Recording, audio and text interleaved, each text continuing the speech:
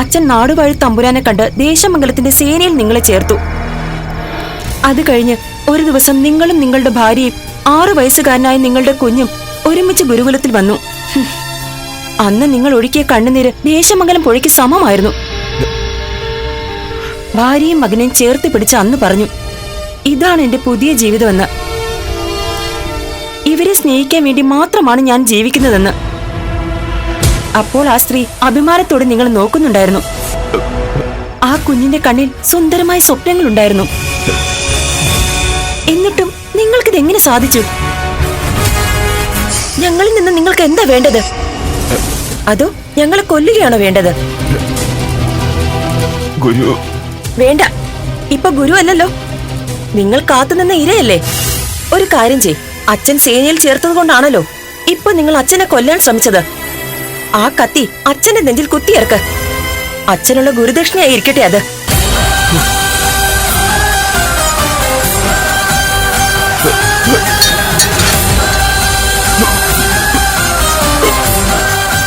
ഗുരു, ഞാൻ പഴയ പാത തിരഞ്ഞെടുത്തതല്ല. ഞാനിപ്പോൾ തമ്പുരാന്റെ സേനയിലെ സേവകനാണ്. ഇതെന്റെ ചുമതലയാണ്. എനിക്ക് കിട്ടിയ ഉത്തരവാണ്. എന്നെ ഇല്ലാതാക്കാനോ? അല്ല, കൽപ്പന ചിത്രഭാനു തമ്പുരാന്റേതാണ്. ഞങ്ങൾ കാത്തിരുന്നത് ദേശമംഗലത്തമ്മയുടെ പൂജാരിയെയാണ്. ദേശമംഗലത്തമ്മയുടെ പൂജാരിയെയോ? ആ പാവം മനുഷ്യന്റെ ജീവൻ എടുക്കാനാണോ ഈ ഇരുട്ടിൽ നിങ്ങൾ പതുങ്ങിയിരുന്നത്? ഈ ജന്മം ഈ ശാപത്തിൽ നിന്ന് മുക്തരാവുന്ന തോന്നുന്നുണ്ടോ നിങ്ങൾക്ക്? ഇല്ല മാതങ്കൻ, ദൈവം നിങ്ങളോട് പൊറുക്കില്ല. ദേശമംഗലത്തമ്മയുടെ ശിക്ഷാവിധിയിൽ നിന്ന് ഒരിക്കലും നിങ്ങൾക്ക് മുക്തി ഉണ്ടാവില്ല. ഒരു എന്നെ കൊണ്ട് കഴിയില്ല. കൈകാലുകൾ വിറച്ചാണ് ഞാൻ ഈ ഇരുട്ടിൽ കാത്തു നിന്നത്. പൂജാരിയുടെ മുമ്പിലെത്തിയാൽ പോലും എനിക്കത് സാധിക്കില്ലായിരുന്നു. മാതങ്ക, നീ ഇപ്പൊ ജീവിക്കാൻ പഠിച്ചവനാണ്. ഉത്തരവുകൾ അനുസരിക്കാൻ മാത്രമല്ല, ഉത്തരവുകൾക്ക് പിന്നിലെ കാര്യം എന്താണെന്ന് കൂടി തിരിച്ചറിയണം. അതാണ് ദേശമംഗലത്തമ്മയുടെ പൂജാരി. എന്താ, കൊല്ലാൻ തന്നെയാണോ തീരുമാനം? അച്ഛനും മകളും എന്താ ഈ നേരത്ത്? ദൂരെ ഒരു ബന്ധുവിനെ സന്ദർശിച്ചിട്ട് വരുന്ന വഴിയാണ്. ഇത് മാതങ്കൻ, പരിചയക്കാരനാണ്. ഞാനും മോളും കൂടി ഇരുട്ടത്ത് തനിച്ചു നടക്കുന്ന കണ്ടപ്പോ ഒരു കാവലിന് കൂടെ പോന്നതാണ്. നന്നായി, ഇത്രയും അലിവുള്ളവർ നമ്മുടെ നാട്ടിലുണ്ടല്ലോ. കുഞ്ഞ് തനിച്ചാണ്, നാം പോട്ടെ. ശരി. ആ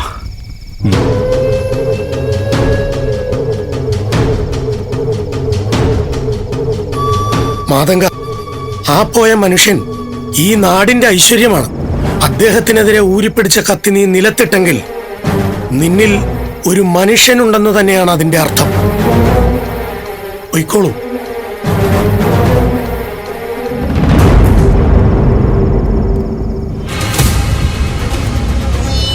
അച്ഛാ, ഒരു പക്ഷേ നമ്മളിപ്പോൾ വന്നില്ലായിരുന്നെങ്കിൽ? നമ്മൾ വരണമെന്നും പൂജാരിയുടെ ജീവൻ നഷ്ടപ്പെടരുതെന്നും തീരുമാനിച്ചത് ആരായിരുന്നു മോളെ? ദേശമംഗലത്തമ്മ. പൂജാരിയെ വധിക്കാൻ ചിത്രഭാനു തമ്പുരാൻ തീരുമാനിച്ചത് ക്ഷേത്രമുറ്റത്തെ പൊങ്കാല നിർത്തിവെക്കാൻ വേണ്ടിയായിരുന്നു. പക്ഷേ അത് നടക്കും. ദേശമംഗലത്തിന്റെ ആകാശമാകെ പൊങ്കാലപ്പുക കൊണ്ട് കറുത്തിരുളും. അത് കഴിഞ്ഞാൽ മാനം കുളിർക്കെ മഴ പെയ്യും.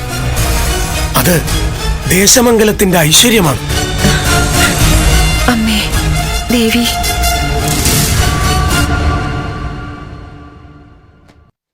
അമ്മ എങ്ങോട്ടേ പോകുന്നേ? പണിക്ക് പോണ്ടേ? കുഞ്ഞിപ്പെണ്ണ് ഇവിടെ വീടിനകത്ത് തന്നെ ഇരിക്കണേ, പുറത്തൊന്നും പോകരുത്. അമ്മേ, ഇന്നലെ ദേശമംഗലത്തെ അമ്മയുടെ നടയിൽ പൊങ്കാല. ഞാൻ നേരത്തെ ആൾക്കാര് പോകുന്നത് കണ്ടു. ദൂരെയുള്ള കുറെ പേരാ. ദേശമംഗലത്തമ്മയുടെ നടയിലെ പൊങ്കാലെന്ന് പറഞ്ഞാല് എല്ലാരും വരും മോളെ, എത്ര ദൂരത്തുള്ളതായാലും. എന്നിട്ട് നമ്മൾ എന്താ പോവാത്തത്? നമ്മൾ പൊക്കൂട. നമുക്ക് പൊങ്കാലയിടണ്ട, എന്നാലും ദൂരേന്ന് കാണാലോ. വേണ്ട മോളെ, നമ്മള് കാരണം അമ്പലത്തില് ഇന്നാളൊരു പ്രശ്നം ഉണ്ടായതാ. തമ്പുരാന്മാർക്ക് അത് തന്നെ പിടിച്ചിട്ടുണ്ടാവില്ല. നമ്മൾ ഇനിയും ചെന്നാൽ നമ്മളെ ആട്ടി ഓടിക്കും. എനിക്ക് അവിടുത്തെ പൊങ്കാല തിന്നാൻ കൊതിയാവുന്നു അമ്മേ. മോൾ അങ്ങനെയൊന്നും പറഞ്ഞ് അമ്മയെ വിഷമിപ്പിക്കല്ലേ. നമുക്ക് പോകാൻ പറ്റില്ലെന്ന് അമ്മ പറഞ്ഞില്ലേ. അമ്മയുടെ കുഞ്ഞിപ്പെണ്ണല്ലേ. ആൾക്കാരൊക്കെ പൊങ്കാലയ്ക്ക് പോകുന്നത് കാണുമ്പോ കൂടെയൊന്നും പൊയ്ക്കളയരുതേ കുഞ്ഞി. അമ്മയോട് ചോദിക്കാതെ ഞാൻ പോവില്ല. എന്നെങ്കിലും ഒരിക്കൽ എനിക്ക് പൊങ്കാലയിടാൻ പറ്റുമോ അമ്മേ? എനിക്കറിഞ്ഞൂടാ. മോള് ദേശമംഗലത്ത് അമ്മയെ വിളിച്ച് പ്രാർത്ഥിക്കും. മോള് കരഞ്ഞപ്പോഴൊക്കെ അമ്മ പല രൂപത്തിൽ വന്നിട്ടില്ലേ. ഇപ്പോഴും അങ്ങനെ പ്രാർത്ഥിച്ചാ മതി. അമ്മ പൊയ്ക്കോ.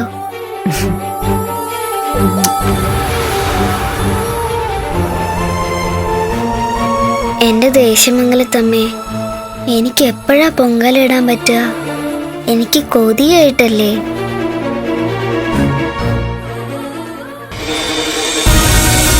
ആചാരങ്ങളും അനുഷ്ഠാനങ്ങളുമൊക്കെ അന്യർ തീരുമാനിക്കേണ്ട ഗതി വന്നിരിക്കുന്നു ദേശമംഗലത്തിന്. എവിടെന്നോ വന്നൊരു സ്ത്രീയുടെ ആവശ്യപ്രകാരം ക്ഷേത്രമുറ്റത്ത് പൊങ്കാലയിടുന്നു. തൊടാനും തീണ്ടാനും പാടില്ലാത്തവരെ അത് നൽകി സൽക്കരിക്കുന്നു. അത് കണ്ടു നിൽക്കേണ്ട ഗതികേടിലേക്ക് നിങ്ങളെ വലിച്ചഴച്ചല്ലോ നിങ്ങളുടെ പൊന്നു തമ്പുരാൻ. രാജ്യത്തിന്റെ കടമല്ലേ തമ്പുരാൻ, അത് വീട്ടാതെ പറ്റില്ലല്ലോ. ഒരുപക്ഷെ നാമായിരുന്നു ഈ രാജ്യത്തെ മഹാരാജാവെങ്കിൽ അത്തരമൊരു ആവശ്യവുമായി ഒരാളും നമ്മുടെ മുമ്പിൽ എത്തില്ലായിരുന്നു.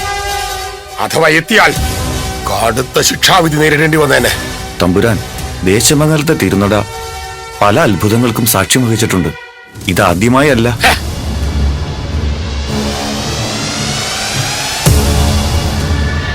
ഒരു കാര്യം വ്യക്തമാണ്, വിശന്നു വലഞ്ഞു വന്ന ആ കുഞ്ഞിന് തിടപ്പള്ളിയിൽ നിന്ന് ഭക്ഷണം എടുത്തു കൊടുത്തത് മറ്റാരുമല്ല, ദേശമംഗലത്തമ്മ തന്നെയാണ്.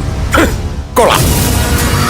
ഇനിയിപ്പോ ആ കുട്ടിയെ ദേശമംഗലത്തമ്മയുടെ അവതാരമാണെന്ന് പറഞ്ഞ് പുകഴ്ത്തുവോ നിങ്ങളാ? ആ കുഞ്ഞിന്റെ വിശപ്പായിരുന്നല്ലോ പ്രശ്നം. ആ വിശപ്പടക്കാൻ വന്ന തറവാട്ടമ്മ ദേശമംഗലത്തമ്മ തന്നെയാണെന്നാണ് നാം എല്ലാം വിശ്വസിക്കുന്നത്. എങ്കിൽ പിന്നെ നിങ്ങളോടൊക്കെ എന്ത് പറയാൻ? ദേശമംഗലത്തമ്മ പോലും ശുദ്ധാശുദ്ധം പാലിക്കുന്ന നിങ്ങൾക്കല്ലാതെ അമ്മയുടെ അരളിപ്പാടും ചെയ്തികളും ഉണ്ടാവില്ല എന്ന് അറിയില്ലേ? അല്ലെങ്കിൽ പിന്നെ നിങ്ങൾ ഈ വേഷം കിട്ടി നടക്കുന്നില്ല, എന്തർത്ഥം? അത് തമ്പുരാൻ പറഞ്ഞത് സത്യമാണ്. ഇങ്ങനെയുള്ള കാര്യങ്ങൾ നടക്കുമ്പോ ആചാരങ്ങൾക്ക് കോട്ടവും സംഭവിക്കുന്നുണ്ട്. അതെ, അതാണ് നാം പറഞ്ഞത്. ഇന്ന് നിങ്ങൾ അനുഭവിക്കുന്ന സകല സൗഭാഗ്യങ്ങളും നിങ്ങളുടെ ജന്മത്തിൽ നിന്ന് നിങ്ങൾക്ക് കിട്ടിയ അവകാശമാണ്. അത് കൈക്കലാക്കാൻ മറ്റുള്ളവർ വരുന്നത് ഏത് വിധേനയും നിങ്ങൾ തടഞ്ഞേ പറ്റൂ. ഒരു പക്ഷേ ക്ഷേത്രവളപ്പിൽ നടക്കുന്ന പൊങ്കാലയിലും ഇതേപോലുള്ള കാര്യങ്ങൾ ആവർത്തിച്ചെന്ന് വരാം. അങ്ങനെ വന്നാൽ ആട്ടി ഓടിക്കണം,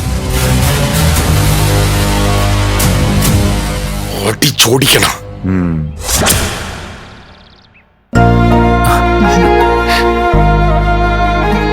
തമ്പുരാൻ, എല്ലാവരുടെയും മുഖത്തേക്കൊന്ന് സൂക്ഷിച്ചു നോക്കൂ. എന്തൊരു സന്തോഷവാന്മാരാണ്.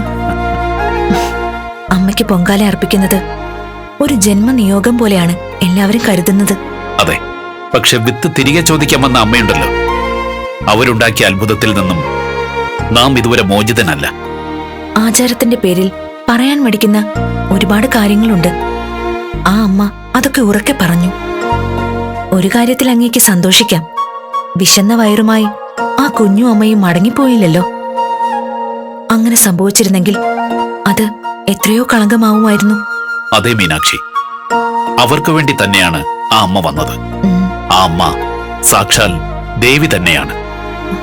മുൻപ് പലപ്പോഴും പ്രതിസന്ധികളെ മറികടക്കാൻ ഉപദേശം ചൊല്ലി വന്നതുപോലെ ദേവിയുടെ വരവ്. ക്ഷേത്രവളപ്പിൽ ആളുകളൊക്കെ തിങ്ങി നിറഞ്ഞിരിക്കുന്നു. പൊങ്കാലയ്ക്കുള്ള ഒരുക്കങ്ങളുമായി കാര്യക്കാരനായ ഏട്ടൻ തമ്പുരാനെ ഇവിടെയൊന്നും കണ്ടിട്ടുമില്ല. ക്ഷേത്രവളപ്പൊക്കെ നടന്നു നോക്കുകയായിരുന്നു, ആചാരം ലംഘിച്ച് ആരെങ്കിലും എത്തിയിട്ടുണ്ടോ എന്ന്. പൊങ്കാല അർപ്പിക്കാൻ എല്ലാവരും വരണം എന്നല്ലേ തമ്പുരാൻ കൽപ്പിച്ചിരിക്കുന്നത്? അനുജന് തെറ്റുപറ്റിയാൽ അത് തിരുത്താനുള്ള ഉത്തരവാദിത്തം നമുക്കുണ്ടല്ലോ. നാം ബ്രാഹ്മണ ശ്രേഷ്ഠന്മാരുമായി സംസാരിച്ചു. അവരാശങ്കയിലാണ്. എന്തുപറ്റി? ആചാരങ്ങൾ കീഴ്മേൽ മറിയുന്നു. അർഹതയില്ലാത്തവർ ക്ഷേത്രമുറ്റത്ത് കാലുകുത്തുന്നു. ദേവിയുടെ ചൈതന്യം നഷ്ടപ്പെടുമെന്ന് തന്നെയാണ് അവരുടെ അഭിപ്രായം. അങ്ങനെ ചിന്തിക്കാതെ ഇരിക്കൂ. തമ്പുരാൻ, പൊങ്കാല ഇടുന്നതിന് മുമ്പെയുള്ള പൂജക്കായി അടിയൻ ശ്രീകോവിലേക്ക് കയറുകയാണ്. അവിടുന്ന് കത്തിച്ചെടുക്കുന്ന ദീപം കൊണ്ടാണ് ആദ്യത്തെ പൊങ്കാല അടുപ്പ് അങ്ങ് കത്തിക്കേണ്ടത്. ആയിക്കോട്ടെ തിരുമേനി. പൊങ്കാലയെടുപ്പ് കത്തിക്കാൻ ദേവിയുടെ മുമ്പിൽ നിന്ന് തിരികെത്തിച്ചടങ്ങുമ്പോഴെങ്കിലും അനുഷ്ഠാനങ്ങൾക്ക് കോട്ടം വരുത്തരുതേ. പറയാനുള്ളത് കൃത്യസമയത്ത് പറയണം. അതാരോടായാലും.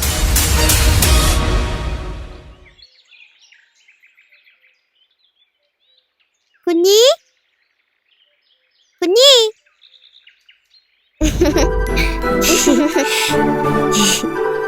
വേദക്കുട്ടി ഇന്ന് പൊങ്കാലിടാൻ പോയില്ലേ? ഇല്ല. അതെന്താ? കുഞ്ഞിപ്പെണ്ണ് ഇവിടെ ഒറ്റയ്ക്കല്ലേ ഇരിക്കുന്നത്? അപ്പൊ അച്ഛൻ തിരുമേനിയോട് പറഞ്ഞിട്ട് ഞാൻ ഇങ്ങോട്ട് പോന്നു. പൊങ്കാല നടക്കുമ്പോൾ അവിടെ നിൽക്കാൻ നല്ല രസമായിരിക്കും അല്ലേ? പൊങ്കാലയ്ക്ക് പോവാത്തതിൽ നല്ല വിഷമയില്ലേ? കുഞ്ഞിക്ക് വിഷമമുണ്ടോ? നല്ലോണം ഉണ്ട്. ഞാൻ അമ്മയോട് ചോദിച്ചു. അപ്പൊ അമ്മ പറഞ്ഞു പോകാൻ പറ്റില്ലെന്ന്. കുഞ്ഞിക്ക് പൊങ്കാല ഇടണോ? എവിടെ? ഇവിടെ. ഇവിടെയോ? എവിടെ പൊങ്കാല ഇട്ടാലും ദേവി മഹാമായ അത് സ്വീകരിച്ചോളും. എന്താ ഇത്? ഇത് പൊങ്കാല ഇടാനുള്ള മൺകലം. ഇതാ അരി. ദാ കണ്ടോ, ശർക്കര, പിന്നെ മുന്തിരി എല്ലാം ഉണ്ട്. അപ്പൊ ശരിക്കും ഇവിടെ പൊങ്കാല ഇടാൻ പോവാണോ? പിന്നെ ഇല്ലേ, ദേശമംഗലത്തമ്മയ്ക്ക് കുഞ്ഞിയെ വളരെ ഇഷ്ടാണല്ലോ. അപ്പൊ കുഞ്ഞിയുടെ പൊങ്കാല ഇഷ്ടായിരിക്കും. നമുക്കിടാം. ഇനി എന്തൊക്കെയാ ചെയ്യേണ്ടത്? ഇനി അടുപ്പ് കൂട്ടണം. അതിന് പറ്റിയ കല്ല്. ആ പിന്നെ വേറൊരു കാര്യം, ദേവി വേണ്ടേ? ദേശമംഗലത്തമ്മയുടെ നടയിൽ പൊങ്കാലയിടുന്നവർക്ക് ദേശമംഗലത്തമ്മയുടെ വിഗ്രഹമുണ്ട്. പക്ഷെ നമ്മൾ ഇവിടെ പൊങ്കാലയിടുമ്പോൾ നമ്മുടെ അടുത്തും ദേവി വേണമല്ലോ. അതിനിപ്പോ എന്ത് ചെയ്യും? വഴിയുണ്ട്. എന്ത് വഴി? വാ. ഇത് പിടിക്ക്. പിടിക്കോ കുഞ്ഞു പെണ്ണെ? എന്തിനാ? പിടിക്ക്.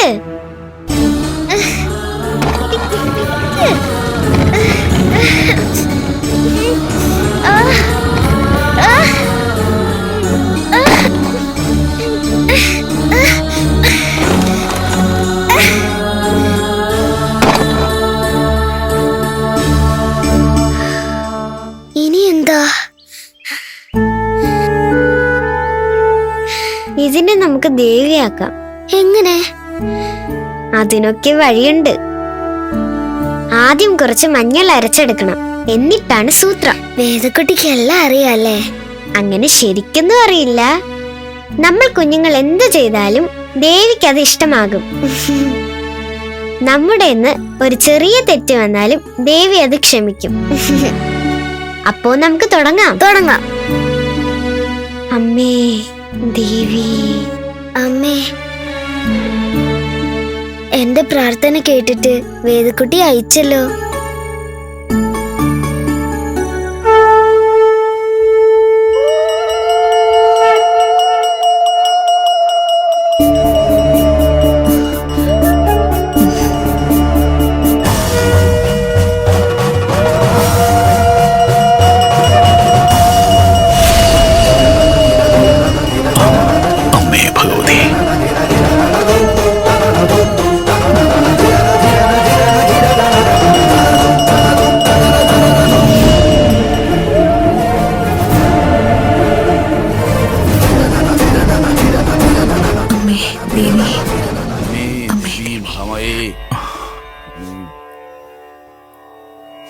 അമ്മേ,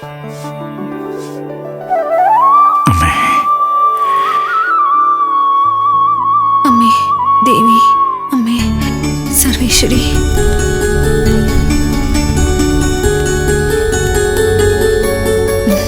അമ്മേ കൊണ്ടുപോകണേ ഭഗവതി ദേവി.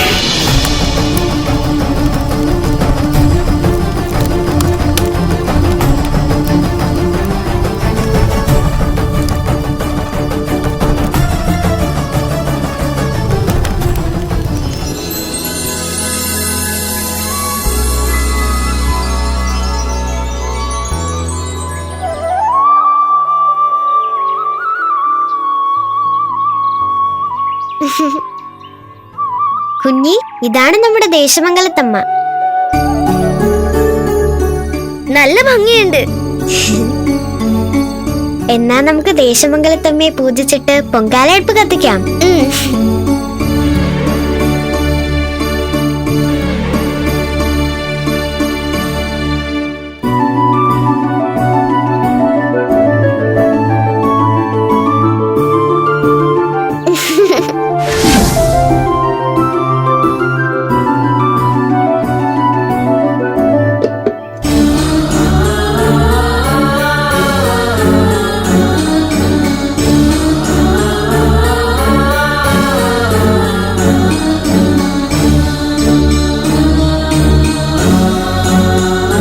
ഇനി നമുക്ക് പൊങ്കാലയിടാം.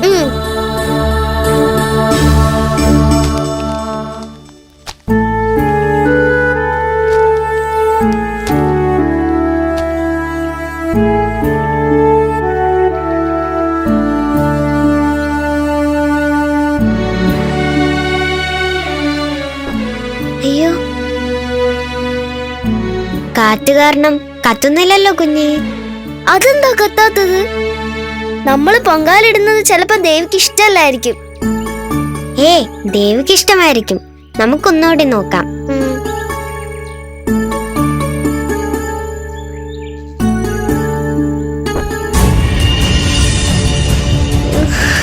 ഇനി നമ്മൾ എന്ത് ചെയ്യും വേദക്കുട്ടിയെ? എനിക്കറിയില്ല. കാറ്റിനെ നമ്മൾ എങ്ങനെ തടയും? കുഞ്ഞിക്ക് സങ്കടമായോ? ഒത്തിരി സങ്കടമായി. ദേശമംഗലത്തമ്മയ്ക്ക് നല്ല ശക്തിയുണ്ട്. നമ്മളെ ദേശമംഗലത്തമ്മ തന്നെ രക്ഷിക്കും. മക്കളെ,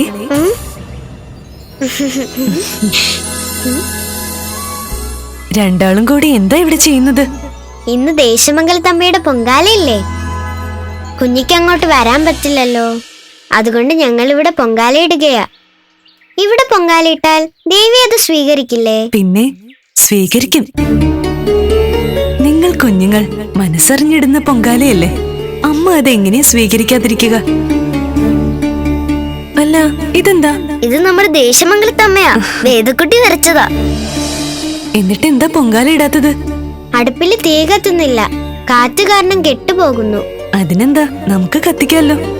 കാറ്റ് തടഞ്ഞാൽ പോരെ? എങ്ങനെ? ദാ ഇങ്ങനെ.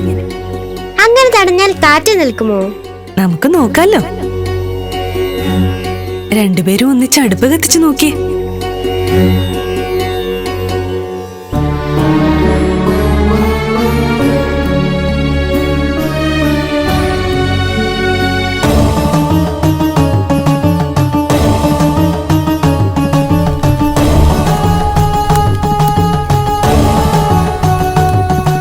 അയ്യോ, കാറ്റ് പിടിക്കുന്നില്ല. യോഗിനമ്മയ്ക്ക് ഭയങ്കര ശക്തിയാണല്ലേ?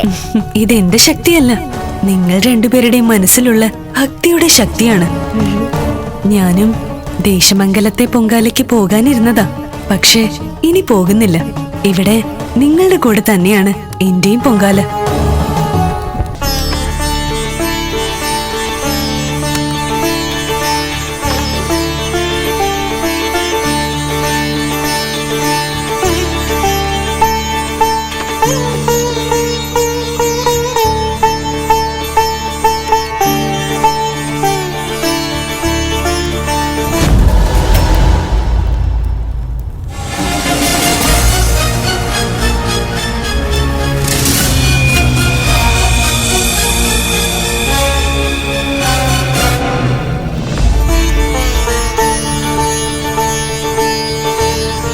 യോഗിനമ്മ നോക്കി, പൊങ്കാല വെന്തു. ഇനി എന്താ ചെയ്യാ? ഈ പൊങ്കാല പൂജിക്കണം. അതെങ്ങനെയാ ചെയ്യേണ്ടത്? നിങ്ങൾക്ക് എങ്ങനെയാണോ തോന്നുന്നത് അതുപോലെ ചെയ്തോളൂ. ദേശമംഗലത്തമ്മ അത് സ്വീകരിച്ചോളൂ.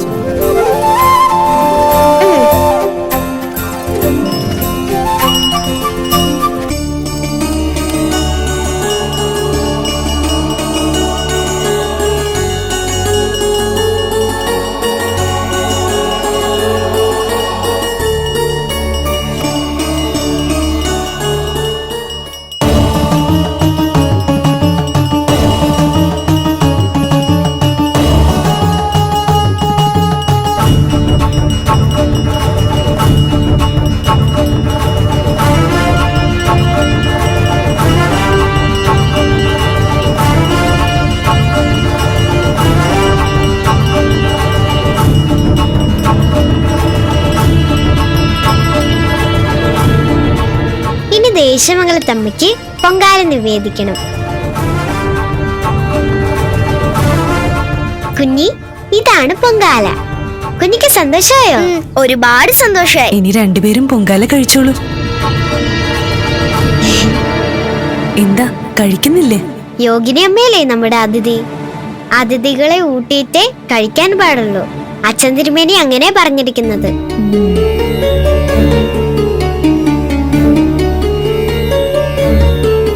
ഇതാ, വാ തുറക്ക്.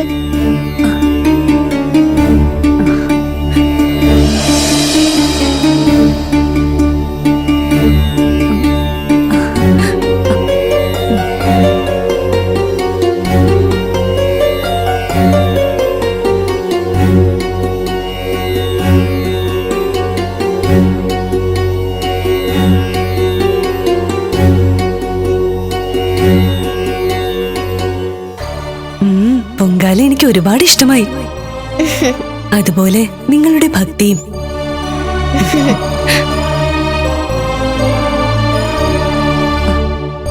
നിങ്ങൾ കഴിക്കേ.